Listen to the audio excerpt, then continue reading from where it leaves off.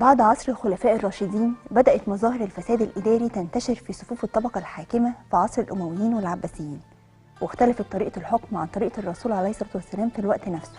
ظهرت تيارات بتنادي بالعودة للمبادئ الأساسية لطريقة الحكم في عهد الرسول والخلفاء الراشدين عن طريق العودة للشريعة الإسلامية المستندة على القرآن والسنة. وكانت البداية العملية على يد محمد بن إسماعيل البخاري ومسلم بن الحجاج. جمعوا الأحاديث النبوية على أساس فكرة أن الرسول عليه الصلاة والسلام كان إنسان متكامل من ناحية تطبيق مفهوم الإسلام، فأي شخص يحاول التوسع في علمه بدين الإسلام لازم يطلع على كل صغيرة وكبيرة عن الرسول. وتسمى التيار ده بأهل الحديث، وثقوا فيه جدا وكانوا بيلجأوا الناس لهم في أي أسئلة وأي قضايا شائكة في الحياة. ومن هنا نشأت فكرة الفتوى، وظهرت المذاهب الإسلامية مع اختلاف مناهجها في فهم نصوص الكتاب والسنة، اختلافهم عن بعض أبعد ما يكون عن لب الدين وكلها اجتهادات. ساعات بتدور أسئلة في دماغ الواحد، اشمعنى الأئمة الأربعة اللي أخذ عنهم هم بشر؟ فهل في كتبهم ما يحتمل الغلط، ولا أصلا مش الصح الواحد يفكر كده؟ هم أئمة عظماء فعلا، يعني أبو حنيفة مثلا ترك الاشتغال بعلوم اللغة العربية لما لقى إن كلمة قلب جمعها قلوب، وكلمة كلب بالقياس المفروض إنها تكون قلوب لا مش كلاب، تركها خالص لأن كان اللغة كأنها بتكلب من الكلين، يعني أكنها لا القياس أحيانا. فإحنا مين ونيجي جنب علمهم إيه؟ لكن علماء في وقتنا وصلوا لمرحلة عالية جدا من الاجتهاد. مثلا هل لو واحد منهم علق أو اعترض على شيء مذكور في كتب الأئمة، هل من الصح إننا نوصفه أو نوصله لمرحلة بأنه خارج عن الدين أو بيخرف مثلا؟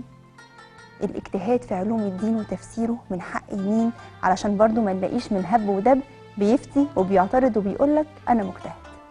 ازاي حضرتك يا دكتور أحمد؟ الحمد لله، اهلا بيكي. هل فعلا موضوع شائك جدا، يعني برضو عشان ما يبقاش من هب ودب يقول ان انا بجتهد، هل الاجتهاد يعني مقتصر على حد بعينه؟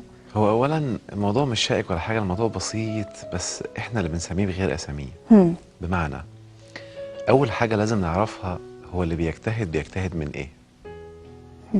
يعني انا عشان اجتهد بجتهد في فهم نص، صح كده؟ طيب لو انا قلت ان انا هجتهد في فهم نص لكي احل حراما او احرم حلالا، يبقى أنا هنا لازم أكون على الأقل مطلع على الأساسيات اللي ليها علاقة بالفقه وعلم الفقه وطرق استنباط الأحكام عشان أكون أتكلم في الحتة دي. طيب لو أنا دلوقتي هجتهد إن أنا مهندس وهطلع معلومات من القرآن هأثبت بيها نظريات هندسية، لازم أكون دارس هندسة مش دين أصلا. صح. لو أنا هبص على القرآن مثلا وهطلع معلومات في الأحياء، لازم أكون دارس أحياء، جيولوجيا، كيمياء، فيزياء بس. وبالتالي ما يجيش حد تاني من مجال تاني في العلم ويقول لي انت كده غلط، اصلك تخالف وتسفه اراء الائمه. مين قال كده؟ طالما لم اقترب من تحريم حلال نصا في القران او تحليل حرام نصا في القران، انت اجتهد زي ما انت عايز. ليه بقى؟ ده بالعكس، ده من اجتهد واصاب له اجران ومن اجتهد وأخطأ له أجر، عشان ربنا يحثنا على استنباط الكنوز الرهيبة اللي موجودة في الدين. اللي بيحصل إيه بقى؟ أنت عارفة لو الناس كلها بتتعامل مع القرآن باجتهاد، والله ما كان اللي بيحصل ده حصل. كل شوية حد طلع بفتوى تلخبط الدنيا. كان الناس عندها وعي وفهم وهتكتشف العالم بجد من اللي عامل نفسه عالم. لأنه بقى عندهم وعي وعندهم علم، بيتدبروا بيتفكروا معايا. تمام. خلينا الأول ناخد جولة كده في الكتب السماوية. هو الاجتهاد أصلا بيجي من إيه؟ بيجي من العلم أو المعرفة. عشان كده في الكتب السماوية كانت تقال أو بتتكلم عن المعرفة، تتكلم عن الحكمة. وبعدين في الكتاب السماوي الأخير والقرآن ربنا بدأ يحدد بدقة اتعامل إزاي عشان تبدأ تكتشف. هقول بس حتة مهمة الأول. الكتب السماوية قصتها إيه؟ قصتها إن كان مش في مقولة بتقول ربنا عرفوه بالعقل، وفي بعض الناس بيقاوموا الفكرة دي، يقول لك لا يا عم، ربنا ما عرفوش بالعقل، ربنا عرفوه بالرسالات. في ناس بتقول كده. طب تعالى نشوف مين الصح. هل النبي جه وقام قال لهم يا قوم إنني رسول، قالوا له سمعا وطاعة؟ لا طبعا. لو كانوا عملوا كده يبقى هم عرفوا ربنا بالرسالات. ولكن النبي عمل إيه؟ النبي لازم الاول يجي لهم بالعقل. بصوا على السماء، مين اللي رافعها؟ طب مين اللي احيا الموتى؟ طب مين اللي خلقكم؟ فيبداوا يفكروا. فلما يفكروا يدركوا ان في حاجه ورا المواضيع دي كلها، او يعني في خالق لهذا الموضوع. تمام. فبالعقل يثبت لهم الاول ان في خالق، وبعدين يجيب لهم معجزه. وطبعا كلمه معجزه اسم خطأ، فنسميها باساميها بقى. ايه بقى؟ هي اسمها آية او دليل او برهان. يعني كلمه معجزه بدعه اصلا. والله فعلا. ان هي الا اسماء سميتموها. ربنا مش هيعجز خلقه اصلا. في حاجه اسمها معجزه عايز يعجزني ربنا يعني؟ لا. هو دليل ان في اله، او بينه، او برهان. تمام. حلو كده. وبالتالي هعتبرها مجازا بنفس الاسم الشائع عشان ما حدش يتلخبط. يجي النبي بمعجزه فيثبت لهم بالعقل ان انا اهو عملت حاجه ما تعرفوش تعملوها. فيثبت لهم بالعقل ان هو رسول من عند الاله. تمام. فلما يتاكدوا ان هو رسول من عند الاله ياخدوا منه المعلومات بقى مش مهم افكر فيها، لانك خلاص بقيت صادق. فاكيد الاله هيقول لي كلام كبير، فانا هاخده طبقه وبعدين هفهم معني. حلو كده. اوكي. اللي بيحصل ايه بقى؟ ان في الكتب السماويه كلها ما عدا القران كان النبي بينزل بالايه او الدليل او البرهان، هي المعجزه، ومعاه التشريع والكتاب اللي الناس تتعامل بيه. فكان بينزل مشروح، الناس كلها فاهماه من الالف للياء. حلو كده. تمام. طيب سيدنا مثلا موسى مات، النهارده مات، بكره الصبح حد يقدر يثبت ان كان في رسول وان التوراه دي هو اللي قايلها؟ اتحداك حد يثبت. يا عم ده كان في رسول، ده كان بيحط ايده تخرج بيضاء للناظرين، ده كان بيرمي العصايه تبقى ثعبان. اثبت لي. دي خزعبلات، ما حدش هيعرف يثبت. عشان كده الانبياء كانوا لاقوامهم فقط، مش للناس كلها. كان للقوم اللي حاضرين المعجزه عيانا بيانا. جه سيدنا عيسى عليه السلام. اول حاجه لازم يكون معاه ايه او دليل او برهان ان انا من عند ربنا رسول. فيحيي الموتى، ينبئهم بما ياكلون وما يدخرون في بيوتهم. فلما يتاكدوا ان هو رسول يقوم قايل لهم ايه؟ اللي قبل ده رسول واسمه موسى والتوراه صح. تمام. حلو كده.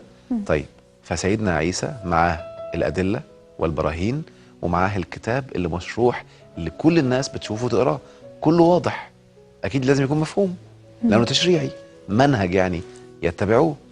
طيب سيدنا عيسى رفعه الله اليه. سيدنا محمد جه، لو النهارده بعد ما سيدنا عيسى رفعه الله اليه جه واحد قام قايل يا جماعه ده كان بيحيي الموتى، اثبت لي. والله العظيم ده كان بيقول لي ايه في بيوتنا، اثبت لي. مش هيعرف. حلو كده. فجه القرآن لأنه هو آخر كتاب سماوي فنزل بالحرف.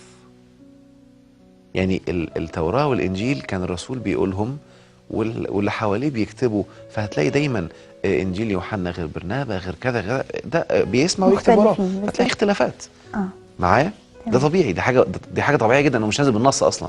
هو بيشرح وبيكتب فهمه. حلو كده؟ القرآن لأنه هو آخر كتاب سماوي ولكل البشر كافة نزل بلسان عربي مبين. حلو كده؟ نازل بالنص بالحرف، فيه المنهج وفيه الآية والدليل والبرهان اللي هم بيسموها المعجزة، بحيث لما سيدنا محمد يموت هقدر في كل ثانية لما افتحه أتأكد ان هو من عند الله. سبحان الله. فاللي بيحصل ايه بقى؟ الجزء اللي هو آية ودليل وبرهان محدش لسه يعرفه ولا حد من السابقين اتكلم فيه. وبالتالي دكتور في الجيولوجيا النهارده هيطلع معلومة جديدة هيفاجئ ده لسه مكتوبة موجودة، هيثبت ان هو من عند ربنا. دكتور في الفيزياء يكتشف بحث جديد هتلاقيه موجود، يكتشف من عند ربنا. فكل ثانية، ده الاجتهاد بقى، كل ثانية سنثبت ان هو فعلا الكتاب الاخير من عند الله. فاذا وقفنا الاجتهاد خربنا الدنيا. تمام. حلو كده. هنطلع فاصل ونرجع نكمل ان شاء الله.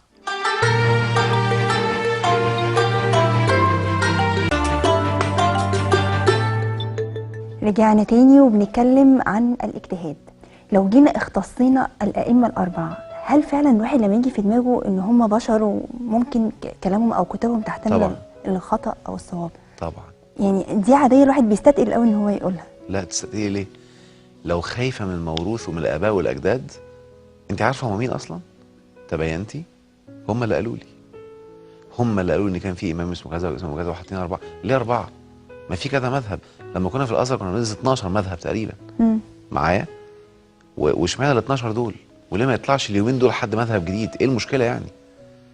وليه العلماء ما يجتهدوش ويطلعوا مذهب جديد ومذهب رابع، ويحصل زي ما كان بيحصل زمان، ده يطلع بمذهب والتاني يطلع يفكر ويطلع، ويقعدوا مع بعض يعملوا مناظرات، بس مناظرات علميه مش تهزيء زي ما الناس فاكره ان المناظره ان انا ابدا اهاجمه وعشان بهت الذي كفر والكلام الفاضي اللي بيعملوه ده. لا، ده انا اطلع في مناظره عشان يقول رايه وانا اقوم قايل له وجهه نظري، يقوم قايل وجهه نظره والناس تتعلم.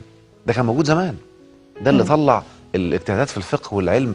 وبالتالي الناس لما اعتبرت الأئمة آلهة، ما يغلطوش، ما ينفعش يغلط وما ينفعش حد يقول حاجة عكسهم. هو ده نص الآية اللي بتقول اتخذوا أحبارهم ورهبانهم أربابا من دون الله. عشان كده لما حد، لن تجدي، وخدي القاعدة دي، لا يمكن عالم فقيه في الدين يشوف حد بيجتهد ويهاجمه. أي حد بيهاجم حد بيجتهد اعرفي كده إنه عنده نقص في العلم في الدين.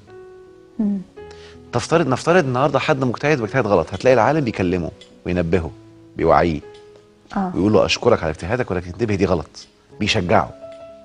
معايا؟ يبقى لازم اكون فاهم بقى ان احنا الاجتهاد والتفكر والتدبر فرض عين ربنا امرنا بيه، ما حدش بيعمله على كل واحد، لان احنا اتبرمجنا. انتبهي، احنا اتبرمجنا على ايه؟ اتبرمجنا على ان احنا حد يشتغل لنا وناخد منهم. فالناس اصبحت تشتغل بالتلقين، وبالتالي انا ممكن امشي الناس زي القطيع.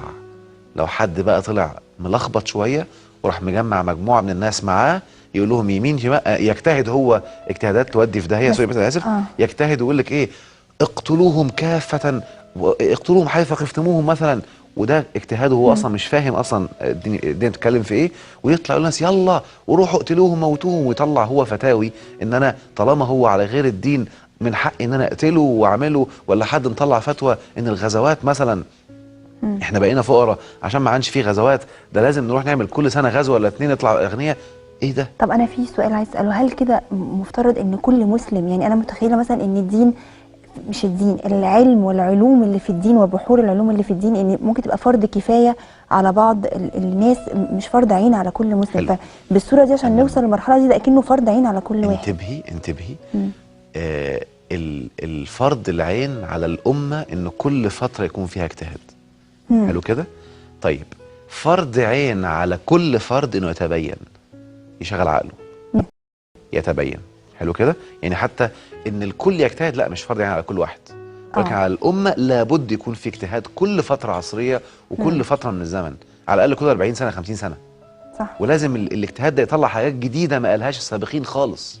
يبقى اجتهاد ليه؟ معايا؟ يعني هديكي مثال مثلا، خلينا اول ناخد جوله كده على المعرفه والحكمه والوعي والكتب السماويه اتكلمت عنها ازاي. تمام. في الزبور: مخافه الرب راس المعرفه، اما الجاهلون فيحتقرون الحكمه والادب. دايما بيحتقر اي حد بيقول كلام جديد او كلام حكيم. التوراه بتقول: لا يذكر المرجان او البلور، وتحصيل الحكمه خير من اللآلئ.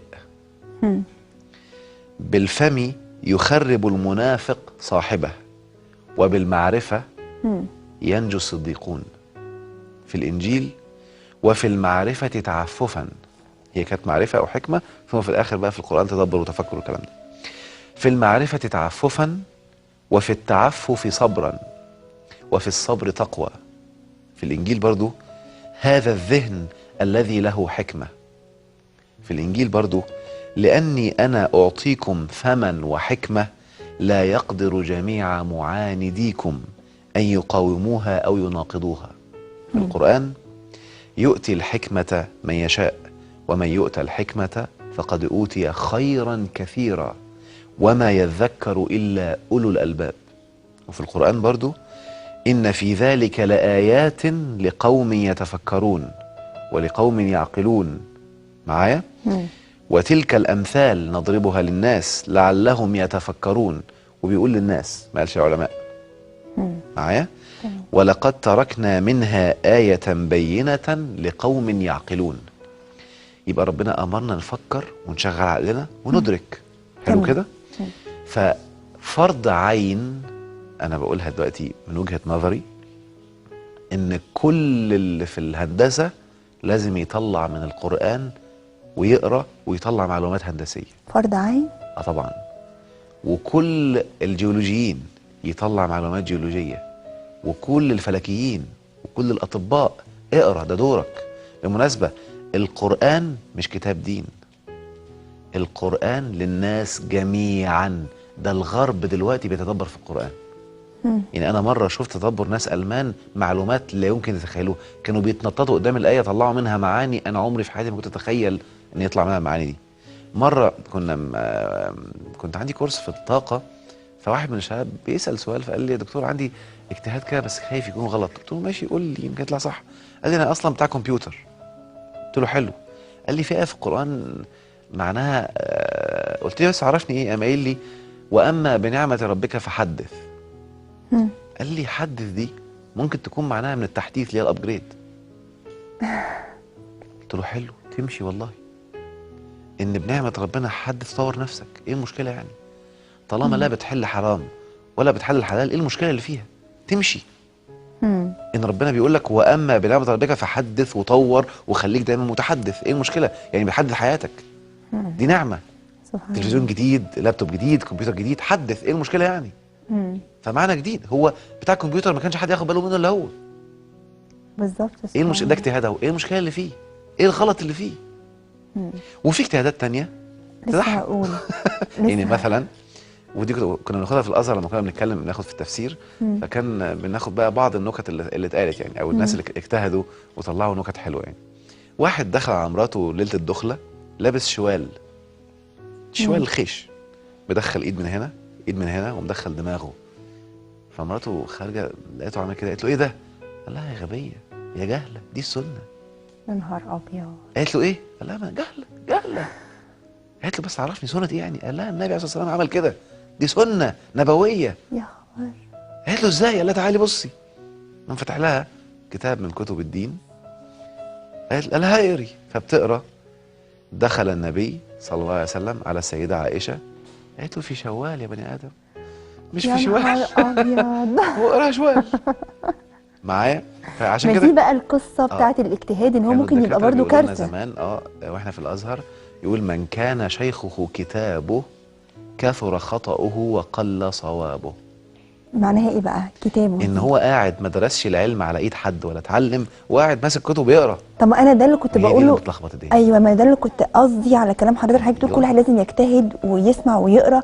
ما دي ساعات بتعمل لخبطه لناس كتير مش فاهمه. حلو، لخبط وبعد كده روح اسال العلماء واسمع من ده واسمع من ده واجتهد تاني ولخبط واسمع واسالهم.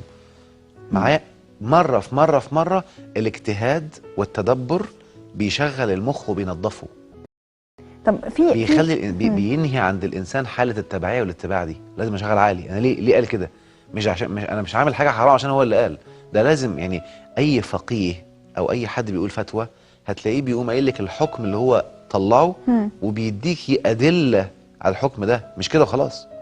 طب في نقطتين عايزه اتكلم فيهم، لان هي فعلا واقعيه. يعني كتير جدا احنا ساعات بيبقى فيه عجز شويه انك تلاقي اهل الخطاب الديني او اهل ان حد فعلا عشان الاجتهاد بقى حرام دلوقتي ومنعينه. ايه؟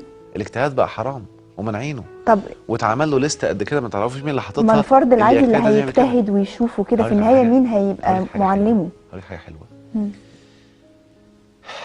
احد اصدقائي مره كان نفسه يتعلم الدين. فلا الدنيا مكلكعه، فقال خلاص هدخل معهد ديني اتعلم فيه. دخل قاعد يدرس كتب كتب كتب كتب كتب كتب كتب والدنيا كلكعه والدنيا خربانه، وبعد ما خلص ما يعرفش ايه الحلال والحرام. قاعد يدرس الشرك والشرك الاكبر والشرك الاصغر والزنا واحكام الغسل والجنابه حاجات مكلكعه كتير، مش يعني رهيبه جدا. وبعد ما خلص في الاخر بيقول لي ما حدش علمني ازاي افهم القران. ما حدش علمني ازاي اتدبر. هتعمل كده. وتلاقي بقى اي حد يقول لك اوعى تعمل، لازم تاخد كذا وكذا وكذا. يا جماعه دي كلها اراء ناس، دي كلها بالظبط كتب بقى. ناس. الناس تعمل ايه يعني؟ حضرتك بتفتح مواضيع كتير، انا برضو دي اللي مقلقاني، ان بنفتح مواضيع كتير كتير كتير، فاكيد يعني نعمل ايه؟ حاجه تتوه فعلا فيها شويه، ان احنا نتوه شويه فيها، ونعرف منين فين المعلم بقى اللي يرشدنا. يعني حضرتك 30 حلقه وهتمشي لكن مين بقى اللي يتابع فعلا؟ طب انا هروح اقرا واتدبر واجتهد وكل الكلام ده. اللي يبدا يتدبر عشان يبدا يفهم، هيبدا يتكون عنده وعي وادراك، يفهم يعني ايه ايه محكمه، يعني ايه ايه متشابهه. بمعنى دلوقتي هديكي مثال، مثلا انا اقدر على الكمبيوتر كلمه جت في دماغي، خلاص، واحد بيتدبر النهارده فطلع ايه بتقول له واقتلوهم حيث ثقفتموهم. يقوم دخل على الكمبيوتر بيتدبر بقى، هيقوم عامل سيرش على القتل، واقتلوهم قاتلوا، هيقوم مطلع كل الايات اللي فيها قتل. هيلاقي ايه بتقول ولا تقتلوا النفس التي حرم الله الا بالحق. وايه تانية ومن يقتل نفسا بغير نفس او فساد في الارض فكأنما قتل الناس جميعا. هيقوم واقف على طول، يبقى انا فاهمها غلط. هيبدأ يحاول يفكر، طب يا ترى المعنى ايه؟ بصورة شخصية، هيوصل في الاخر. يبقى سميها بقى سميها، تعرف تستمتع فيها وانت السبب. اختار، حاول تتدرب. ويمكن قريب ان شاء الله الرحمن هنزل على الفيسبوك بعض الطرق العمليه ازاي تعرف تجتهد بطريقه ذكيه وصح، وتضمن انك مستحيل تغلط الا اخطاء بسيطه تتعدل سريعا. بالظبط ان شاء الله. وبنأكد ان اي استفسارات عن دكتور احمد عماره على الفيسبوك، الصفحه بتاعته سهله قوي تجيبوها ان شاء الله. يعني عربي وانجليزي، او السايت احمدعماره.net. بالظبط ان شاء الله باذن الله. تابعوه واسالوا كل اللي انتوا عايزين تسالوه، عشان اكيد المواضيع عايزه استفسارات كتيره. وشكرا جدا، نشوفكم الحلقه الجايه على خير ان شاء الله.